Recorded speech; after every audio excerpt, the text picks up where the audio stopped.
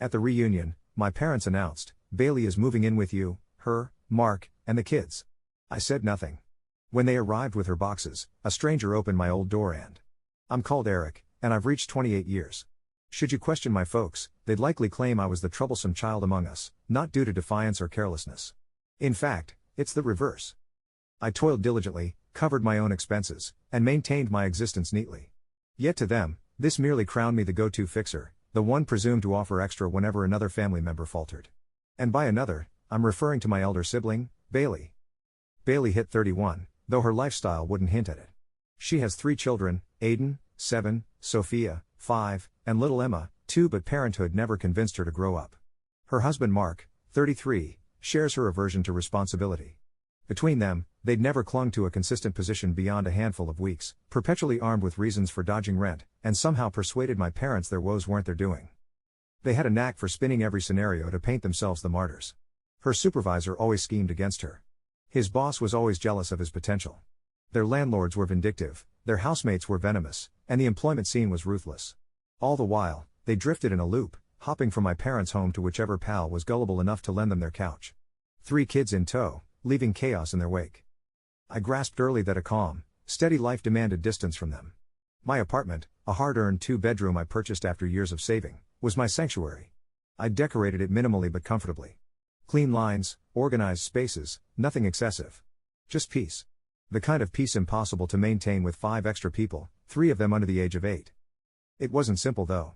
My parents loved dragging me into her messes, often wielding guilt about supporting kin or my fortune in landing a solid career. The kids need stability, they'd say, as if I alone could provide what their parents couldn't. That's why I'd labored to erect limits, to signal I wasn't her fallback cushion. But as I'd soon uncover, my parents never truly honored those lines. They just bided their time to bypass them entirely. Everything peaked at a family supper. I should have spotted the clues the instant I stepped into their abode. My mother was overly warm, my father oddly hushed, and Bailey and Mark scarcely met my gaze. The kids were unusually subdued, though Aiden kicked my chair throughout dinner. Trouble brewed, but I couldn't fathom its depth. The meal kicked off tamely, routine chatter sprinkled with my mom's sly digs about my rare visits. "You know, Eric, your nieces and nephew barely recognize you anymore," she said, watching me over her wineglass. "You should come by more often." I mostly bobbed my head, eyeing my plate, eager for the evening's end.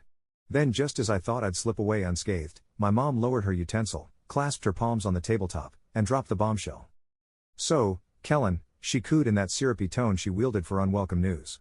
"Your sister and her family will be staying with you a while." I nearly gagged on my bite. The air stilled, thick with their expectation that I'd nod and carry on.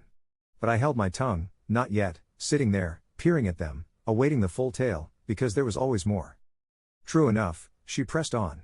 "She's hit a tough patch recently, and you've got that fine space all to yourself," she reasoned, as if it were pure logic. "It's practical. You can lift her up, and she won't weigh on it. Weigh on them, because perish the thought my parents might demand Bailey and Mark own their choices. No. That duty was mine, it seemed." Still, I stayed mute, observing their pitch unfurl like a sluggish wreck. "Yeah," my dad piped up, finally tossing in his bit. "It's not like you're strapped, and they just need a steady spot to sort themselves." That's when Bailey chimed in. "Just a couple months," she purred, her words sounding too polished. "And we can pitch in around your place too." A blatant fib. We all knew it. Bailey and Mark didn't lift a finger. They barely tidied their own chaos, let alone manage 3 children properly. I'd seen their previous apartment once, toys scattered like landmines, dishes crusted with week-old food, laundry in piles that seemed to reproduce overnight. Yet I didn't flinch, just dipped my head faintly as if mulling it over. "The kids need their uncle," Mark added, finally looking up from his phone. "You know how much they love you." The children in question were currently engaged in a silent battle under the table, Sophia pinching Aiden, Emma smearing mashed potatoes on her high chair.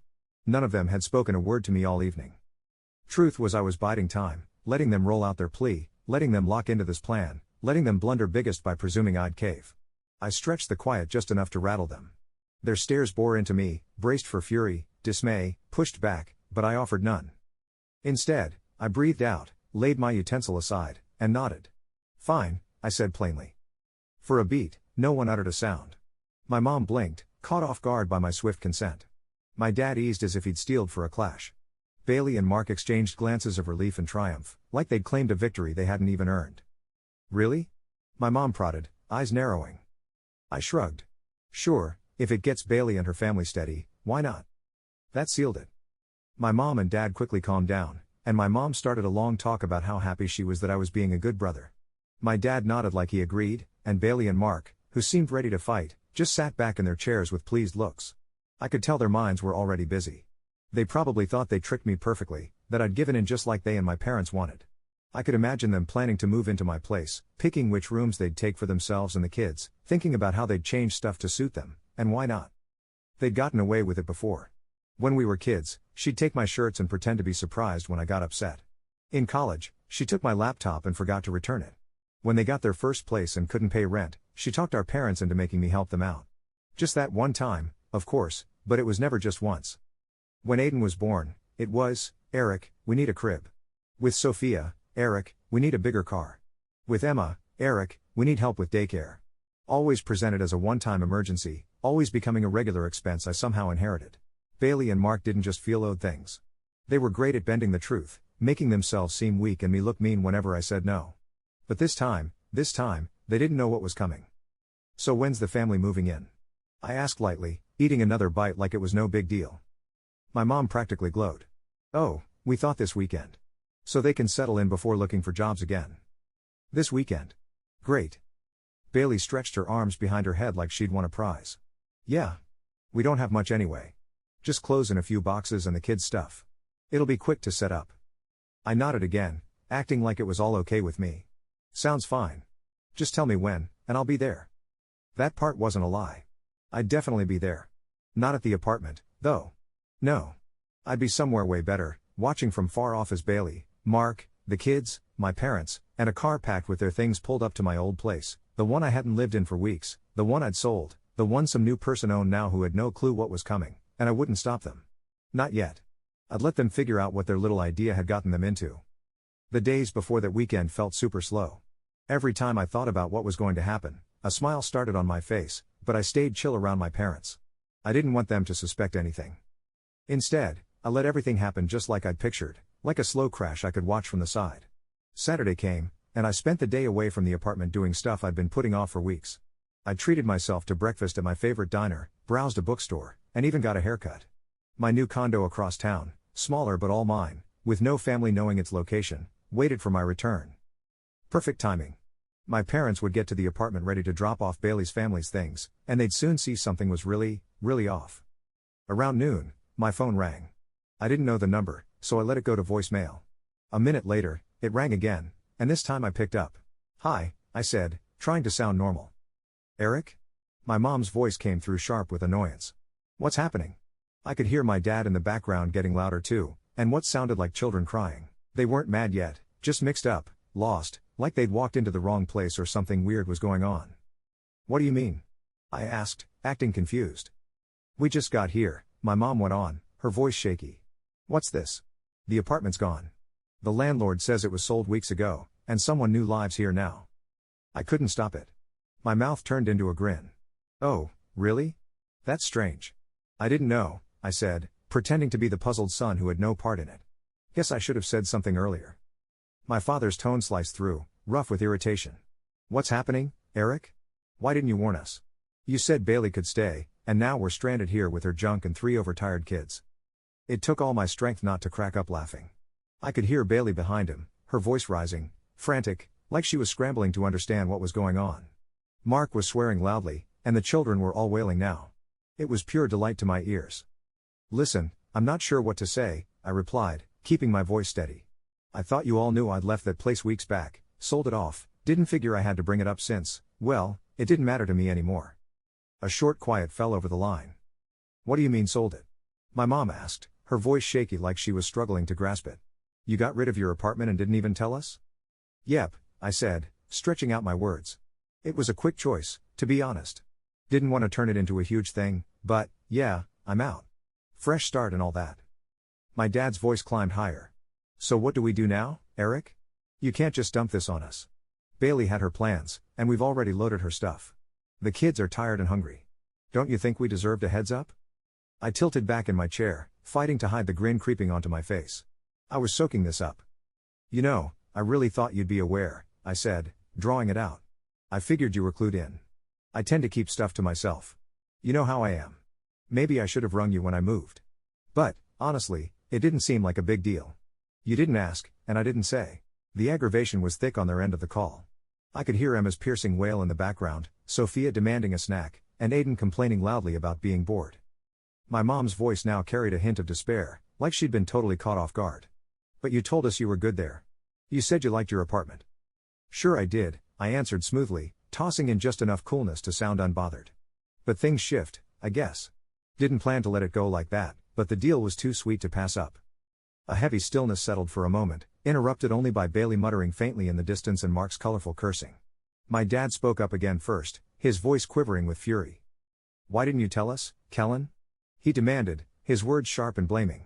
You could have at least given us a hint. Now we're trapped in this chaos. And Bailey and the kids. I cut him off before he could keep going. Look, Dad. You're acting like I messed up.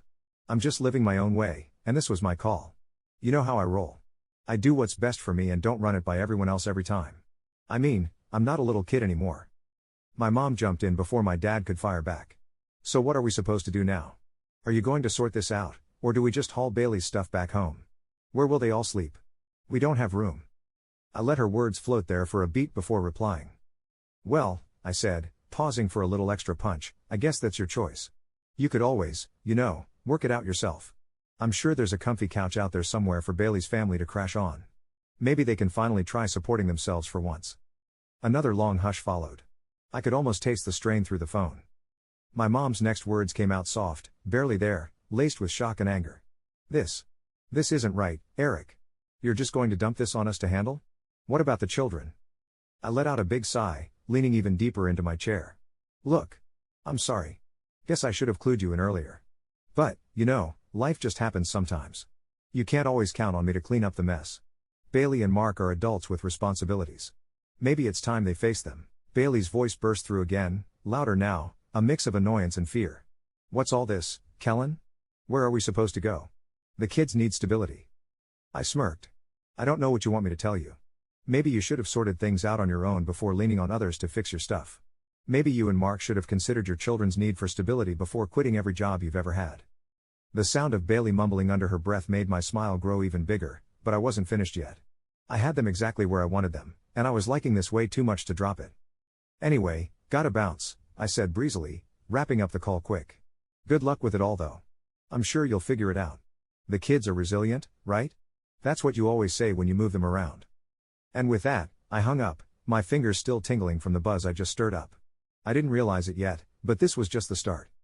I spent the rest of my day with an odd blend of glee and excitement, letting the mess I'd kicked off brew a little longer. I understood my folks weren't the sort to simply quit. They acted puzzled at first, sure, but that was just the opening act. Once they grasped they were truly in a bind, that's when the real show would start. And Bailey and Mark, they'd likely pull their usual trick of acting helpless, but I wasn't planning to let them wiggle free. Not this time. Not with 3 kids they couldn't support and a history of mooching that stretched back years. By the time I reached my place, the sun was slipping below the skyline, painting a gentle golden light across everything. I stepped inside my apartment, turned the lock, and sank into the sofa to relax. I felt so peaceful, I didn't even have a shred of regret. This was my comeback, plain, sweet justice for all the times they used me, twisted me, and treated me like a fallback when their plans fell apart. About an hour later, a tap sounded at the door. I snapped awake, instantly on edge. I peeked through the peephole, and my pulse jumped. It was them. My parents, Bailey, Mark, the 3 kids, and, get this, their stuff. Their minivan sat out front, stuffed with boxes and sacks stacked tall, like a scene ripped from a cheesy TV show. For a second, I just stood there, gawking at them through the tiny lens, feeling a twisted kind of joy. They'd actually hunted me down. The kicker, they had no clue I lived here now. They thought they were just rolling up to my new spot, but they were about to stumble right into a showdown. I eased the door open slowly, keeping myself steady, cool, and in charge. Eric, my mom's voice came first, shaky, almost begging. We tried ringing you, but you didn't answer. We sorted out where you're staying now. I lifted an eyebrow. Oh, did you? How'd you pull that off? Forget that, my dad jumped in, his tone prickly. We need to chat. You've got to fix this. You said Bailey could stay here, and now she's got her gear and the kids. We've got nowhere else to turn. Behind them, Aiden was running in circles on my lawn, Sophia was sitting sullenly on a suitcase, and Emma was asleep in Mark's arms, her chubby face tear-streaked in red. I rested against the doorframe, lazily folding my arms across my chest. Here's the deal though, isn't it? I never said Bailey and her family could move in here. My dad's eyes popped wide, and I could sense his temper fraying. Come on, Eric. Don't turn this into a bigger mess. You can't just ditch us like this. We drove all this way, and now you're just going to say no to helping your sister? What kind of brother does that? What kind of uncle? Bailey, hovering just past my parents, shot me a hard stare. I could practically see her brain scrambling to figure it out, piecing things together right then and there. This is insane, Eric, she snapped. You told me we could move in, and now you're pretending you don't even recognize. We've been in your life long enough for you to act decent about this. The kids are exhausted. Emma's been crying all day. Is that right? I said, holding back a smirk. You really believe you can just stroll into my place like it's some kind of motel? All 5 of you? I could pinpoint the exact second they realized they'd screwed up big. The understanding crept in slow, but it slammed them like a freight train. I was here. This apartment was mine, my true home, and they'd shown up with Bailey's bags and children banking on a free pass. Bailey's cheeks blazed bright red with fury. Mark stepped forward, his face dark with anger. What's this, Eric? You're really going to pull this on us after everything? On my kids? I stayed silent for a few moments, watching their faces twist from bewilderment to irritation and finally to shame. This was it. The instant they saw they'd been outsmarted and the instant I chose to twist the knife even deeper. Look, I said, stepping nearer to them. I don't know how to say this any plainer. This is my apartment. I didn't sell it. I didn't hand it over. I'm not giving out a free spot for anyone. Not anymore. Especially not for 5 people in a 2-bedroom apartment. Where did you even think everyone would sleep? I could tell my parents were wrestling to wrap their heads around my words. My mom looked like she wanted to argue, but she held back. The thought that I, Kellen, the one they always shoved around, was now blocking their path was too much for her to swallow. You tricked us, Kellen, my dad snarled. You tricked us about everything. You knew this would happen, and now you're just leaving us to sort out your sister's mess. Your nieces and nephew are suffering because of your games. I shrugged. I didn't trick you. You just didn't ask the right stuff. And maybe my nieces and nephew are suffering because their parents refused to take responsibility for their own lives. Bailey pushed forward now, hands planted on her hips, glaring hard. You're not even a real brother or uncle. I'm family, Eric, and you're just going to toss me aside like this? What happened to sticking together? What about my children? Don't you care about them at all? I stared at her, blank-faced. I'm not tossing you out. I'm just not swinging the door wide for you. And I do care about your kids, enough to hope that someday they have parents who actually provide for them instead of coasting on other people's generosity. The air grew heavy with strain. It felt like a massive storm was brewing, and I was the quiet before the madness. I could hear Bailey's tone climbing, a mix of irritation and panic. Mark was pacing now, muttering threats under his breath. My father was walking back and forth, grumbling quietly to himself. My mother was teetering on the edge of losing it, her cheeks red with fury. Aiden had stopped running and was now watching the adults with wide, frightened eyes. Sophia had begun to cry softly. It was almost too simple. Then Bailey barked, "Fine. If you won't let us inside, we'll just make you." My pulse jumped as she moved toward the entrance, Mark a step behind her with Emma still in his arms. For a fleeting second, I wondered if they'd really try to shove their way through, but that was when I decided I'd had my fill. I inhaled deeply, stepped up, and slipped my phone from my pocket. I didn't utter a sound, just tapped in the police number. "Hi," I said, my voice even and cool. "I need to report people trespassing." My parents and Bailey froze solid, their faces draining of color as they caught on to what I was up to. Mark took a step back, instinctively pulling Emma closer. I kept my gaze locked on them while I spoke to the dispatcher, explaining everything smoothly. "I've told my family to go," I said, my tone steady, "but they won't budge. They're trying to barge into my apartment without my okay, and I don't feel safe."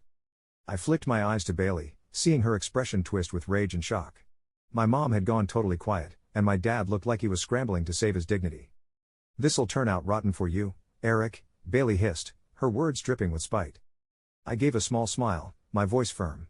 "We'll find out, won't we? We'll see." As I hung up with the dispatcher, the full impact of my choice sank in. What happened next was beyond my control. It was time for them to face the music. The faint wail of a siren in the distance was my only heads up before the cops rolled up. My family stood stiff, staring at me with wide nervous eyes like they thought I'd cave at the last moment, but I didn't twitch. I was so done. I dealt with their sneaky games for years, and this was when I'd finally take back my space, my calm, and my life. The cop who climbed out of the patrol car was a tall lady with short clipped brown hair and a no-joke vibe. She looked at me first, then at my parents, Bailey, Mark, and the children, who were now fidgeting awkwardly on the doorstep. They seemed like kids busted sneaking into a place they didn't belong, ironically fitting. Evening, the cops said, her voice strong but civil. I hear there's a problem here. I nodded, my tone cool, but with a bite. Yes, officer.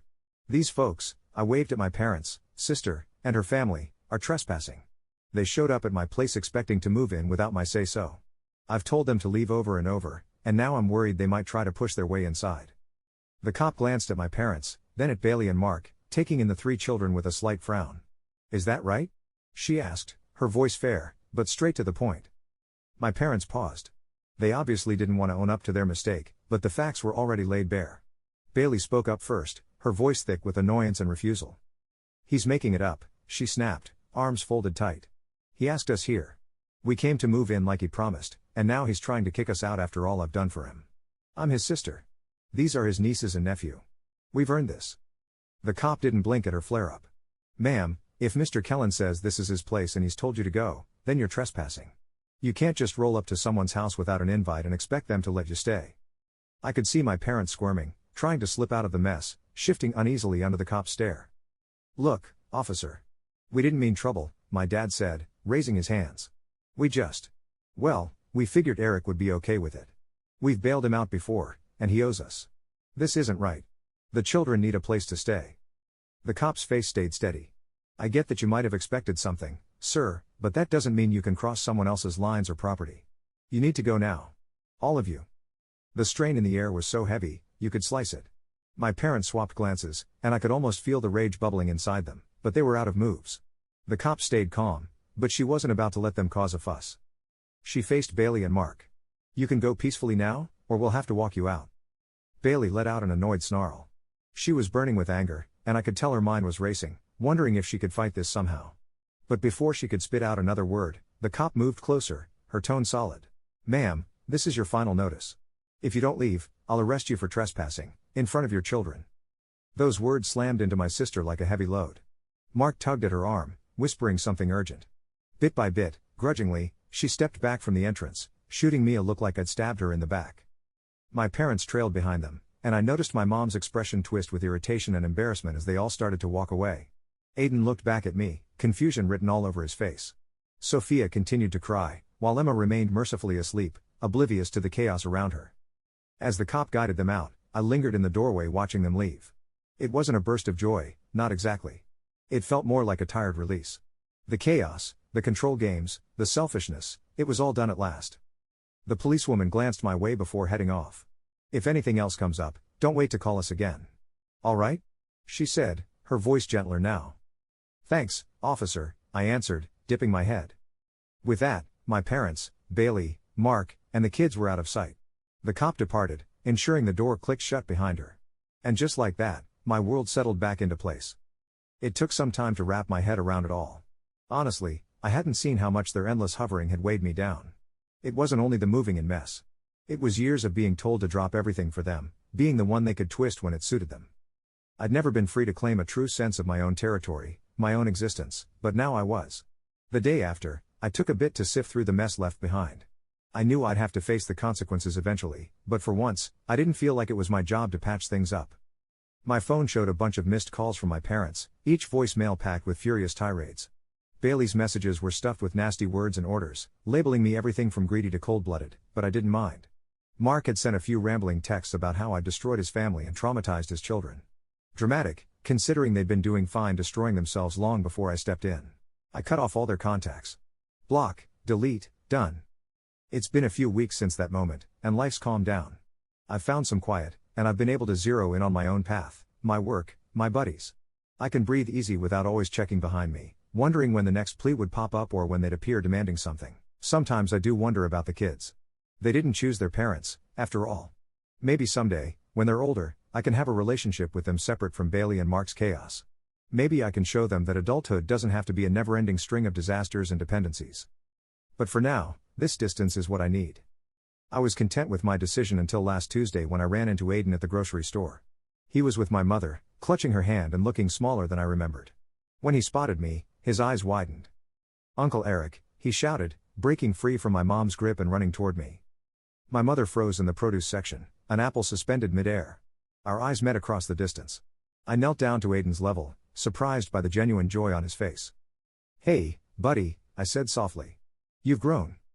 We live with Grandma and Grandpa now, he informed me, matter-of-factly.